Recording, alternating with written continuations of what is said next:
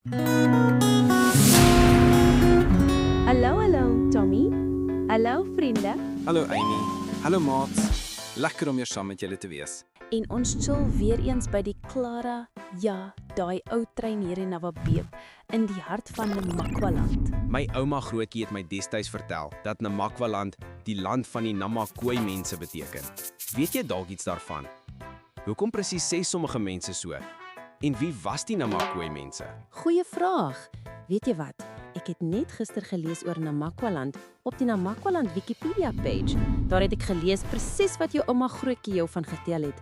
Die Namakwa, of net Nama, is van die oudste mense wat in hierdie deel van Suid-Afrika gewoon het, lank voor dorpe soos Namabeep en Springbok gebou is. So, hulle was eerste hier.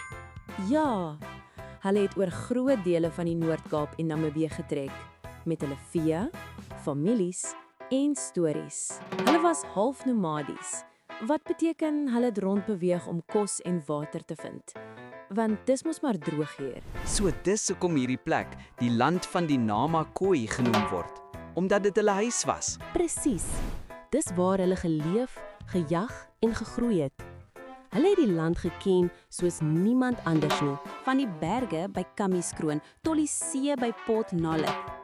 Hulle het ook hulle eie taal, kultuur en stories gehad wat vandag nog deel van Namakwaland se identiteit is. Vandag praat mense oorhoofs Afrikaans, maar destyds het almal die Nama-taal gepraat. Die taal met die kliklanke. Ja, dis reg. En party mense in Namibië en Suid-Afrika praat dit nog vandag. Dit's eintlik mooi om te hoor. Ek hou daarvan dat mense hier nog trots is op daai geskiedenis. Absoluut.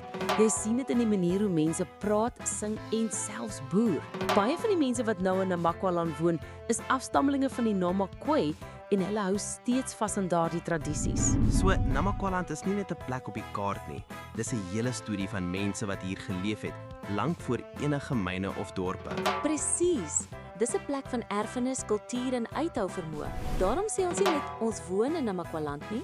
Ons sê met trots dat ons behoort aan Namakwaland. Dis diep, Amy. Ek gaan nooit weer net sê ek's van Namakwaland sonder om daaraan te dink nie. En dis hoekom Namakwaland altyd die land van die Namakwa mense sal wees.